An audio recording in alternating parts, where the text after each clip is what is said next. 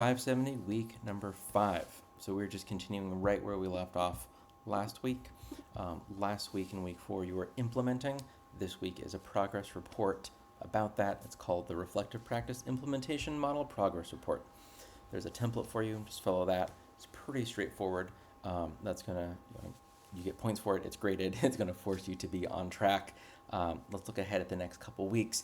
Week 6, which is the next week. There's not a big assignment, but that's where we dive really heavy into some readings. Week 7 is actually when your presentation is due, your reflective practice presentation. That's the big project of this course. And then week 8 is kind of a film festival. You'll watch each other's presentations and provide feedback. So that's kind of the arc of where we're going. What do we have for the progress report? Just making sure you're following that template. It's really straightforward. Make sure you're focusing on both reflecting on external and self for your method of reflective practice. The big thing I want to talk about is your discussion board. Oof.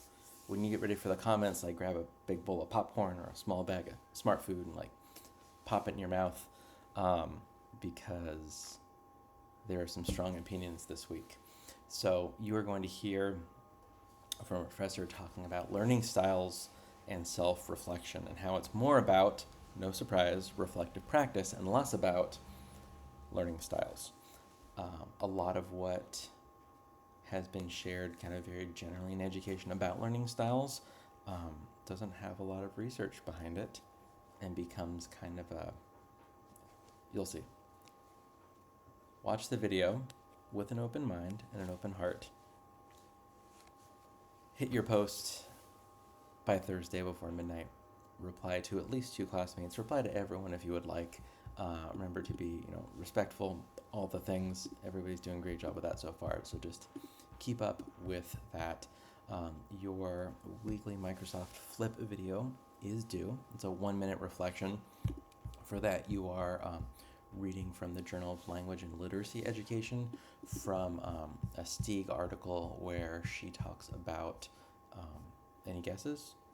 Reflective practice. In this case, it's around PLCs, professional learning communities, and actually using video to help with that documentation.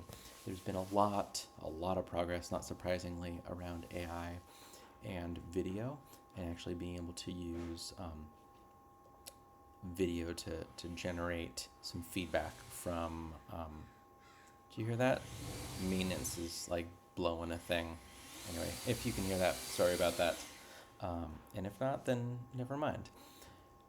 But I've noticed in the last week that Zoom, if you have a paid Zoom account, you can now check a box called AI Companion.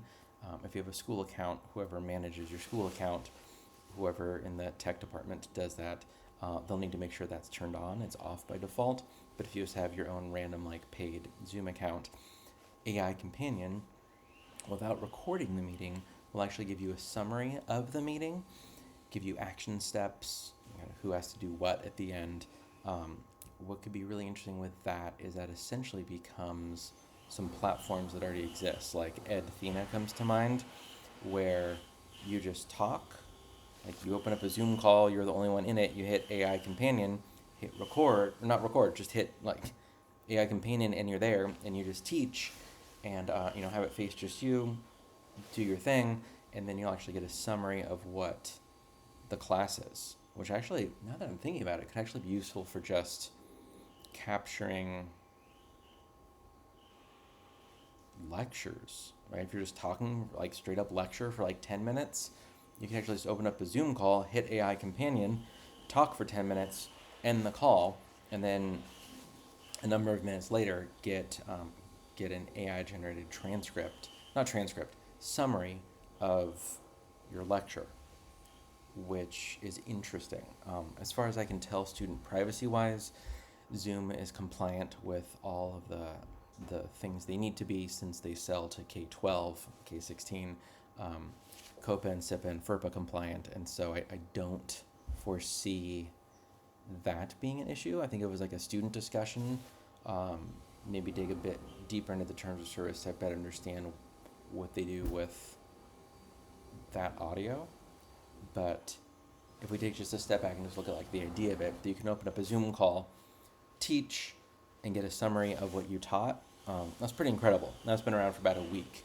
So I'm curious what something like this, looking at like a video-based PLC, would how you might be able to use a tool like a paid Zoom account to be able to get a similar type of feedback.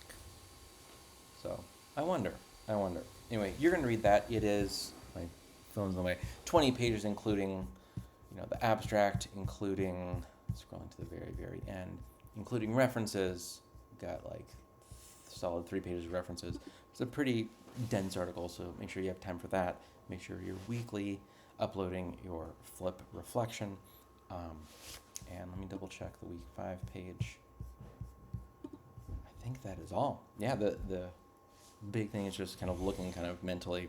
You're going to be doing a lot of heavy reading in week 6 and 7, mostly week 6, and 7 is that big assignment. So I think the arc of this course is really important. I often don't talk about that kind of as we're building to that. So yeah, that is all I've got for you this week. Reach out as you have any questions, and happy week 5, everybody.